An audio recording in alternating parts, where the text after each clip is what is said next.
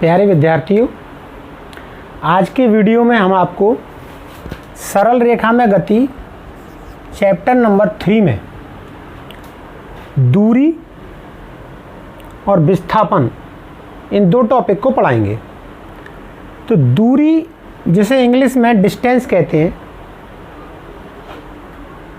ये जो है वस्तु द्वारा तय किए गए पथ या मार्ग की जो कुल लंबाई होती है उसको हम दूरी कहते हैं। वस्तु जब गति करती है उसके द्वारा तय किए गए वास्तविक लंबाई को हम जो है दूरी कहते हैं। और इस दूरी का जो मात्रक होता है वो मीटर होता है एमकेएस पद्धति में, और सीजीएस पद्धति में इसका मात्रक सेंटीमीटर होता है। और दूरी हमेशा धनात्मक होती है और यह एक अदिश राशि है। दूरी के लिए हमें दिशा की आवश्यकता नहीं होती, उसकी जो किसी वस्तु के चलने पर जो उसकी वास्तविक लंबाई होती है वही दूरी होती है। दूसरा है विस्थापन। विस्थापन को अंग्रेजी में हम डिस्प्लेसमेंट कहते हैं। डिस्प्लेसमेंट, जब कोई वस्तु गति करती है तो उसकी प्रारंभिक और अंतिम बिंदु के बीच की जो न्यूनतम दूरी होती है उसको हम विस्थापन कहते हैं। और विस्थापन का जो मात्रक है वो मीटर होता है एमकेएस पद्धति में, और सीजीएस पद्धति में सेंटीमीटर होता है। और विस्थापन धनात्मक भी होता है, ऋणात्मक भी होता है और जीरो भी होता है, लेकिन दूरी हमेशा धनात्मक होती है। दूरी कभी भी शून्य नहीं होती। इसके कुछ एग्जाम्पलों से हम इसे समझते हैं। जैसे एग्जाम्पल नंबर 1 में हम बात करें कि कोई वस्तु जमीन से ऊपर की ओर फेंकी गई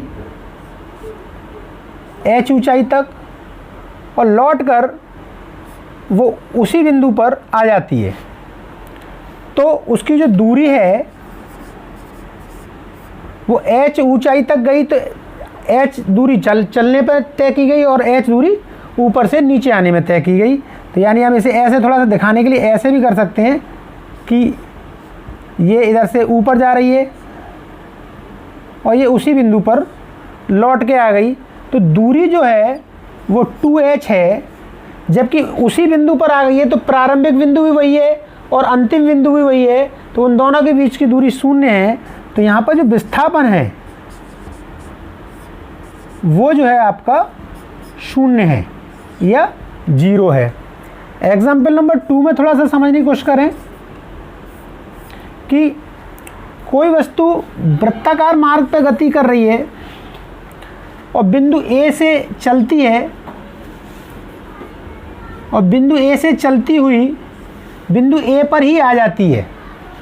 जब कोई वस्तु जिस बिंदु से चले और उसी बिंदु पर लौट के आ जाए तो उसका विस्थापन हमेशा 0 होता है, क्योंकि प्रारंभिक बिंदु भी वही होता है और अंतिम बिंदु भी वही होता है। तो इसके अंदर हम दूरी की बात करें तो दूरी इसकी परिधि के बराबर होगी, या परिधि कह लीजिए, इंग्लिश में इसे सरकमफ्रेंस कहते हैं, या ये आपकी 2 पाई r के बराबर होगी। जबकि इसका जो विस्थापन है वो आपका 0 होगा या 0 होगा, क्योंकि प्रारंभिक बिंदु और अंतिम बिंदु एक ही है। अब एग्जाम्पल नंबर 3 में हम जरा समझने की कोशिश करें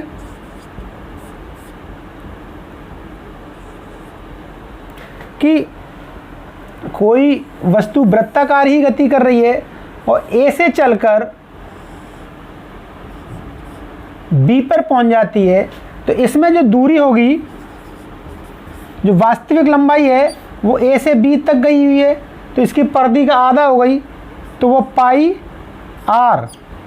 और जो विस्थापन है वो A और B के बीच की दूरी होनी चाहिए न्यूनतम, जो कि उसके व्यास के बराबर है। तो विस्थापन यहाँ पर वो है 2r, और इसकी एक दिशा है A से B की ओर, जबकि दूरी में केवल कुल दूरी नपनी चाहिए। यहाँ पे दिशा है A to B।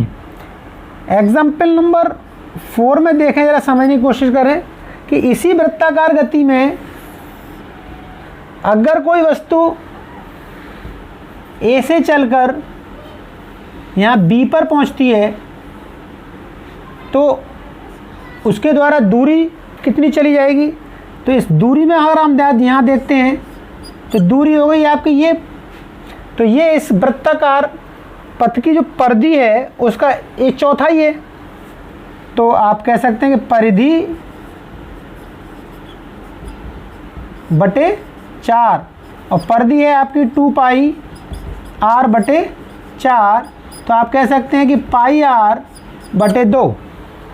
जबकि इसके विस्थापन की बात करें,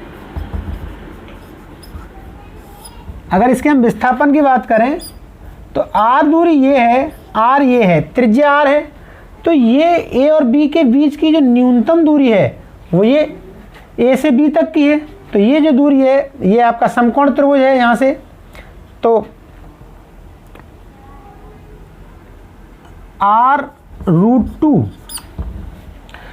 आप इसे पाइथागोरस थ्योरम से निकाल सकते हैं। यहाँ पर ये जो AB है, AB² = r² प्लस r², तो AB = r√2। तो आपने एग्जाम्पल नंबर 4 में देखा कि दूरी जो है πr/2 है जबकि विस्थापन r√2 है। हम एग्जाम्पल नंबर 5 में देखें कि यदि कोई वस्तु मान लीजिए कि इधर चलती है A से B तक 3 मीटर और B से C तक चलती है 4 मीटर, तो इसके द्वारा चली गई दूरी, तो दूरी कुल दूरी हमें निकालनी है इसके द्वारा चली गई कुल दूरी। A से B तक चली गई दूरी 3 मीटर और B से C तक चली गई दूरी 4 मीटर, तो आप देखेंगे जो कुल दूरी है वो 7 मीटर है। और अब इसके विस्थापन की बात करें तो विस्थापन है आपका A से लेकर C तक, तो विस्थापन आप देखेंगे इसका विस्थापन बराबर 3 का वर्ग प्लस 4 का वर्ग बराबर 9 का अंडर रूट प्लस 9 प्लस 16 का अंडर रूट, इनका वर्ग कर देंगे तो आप देखेंगे यहाँ से जो विस्थापन है वो निकल कर आएगा 5 मीटर। आपने इन सभी एग्जाम्पल्स में देखा है कि दूरी विस्थापन से हमेशा ज़्यादा होती है और विस्थापन हमेशा कम होता है। तो यहाँ से एक नियम निकल कर आता है कि जो विस्थापन है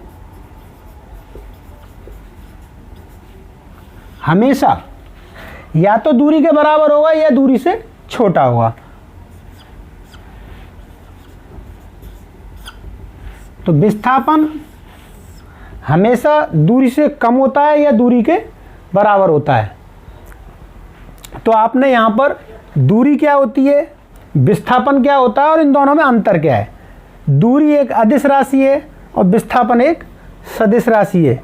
इन दोनों में आपने इन 5 उदाहरणों से अंतर महसूस किया कि इन दोनों में अंतर क्या है। तो विस्थापन हमेशा दूरी से कम होता है या उसके बराबर होता है। आपने देख रहे हैं कि यहाँ पर हम प्रारंभिक और अंतिम बिंदु के बीच की जो न्यूनतम दूरी है वो आपकी विस्थापन है, जबकि कुल लंबाई जो होती है वो दूरी के बराबर होता है। इस वीडियो में हम यही पढ़ाएंगे। अगले वीडियो में आपको चाल और वेग के बारे में समझाएंगे। Thank you.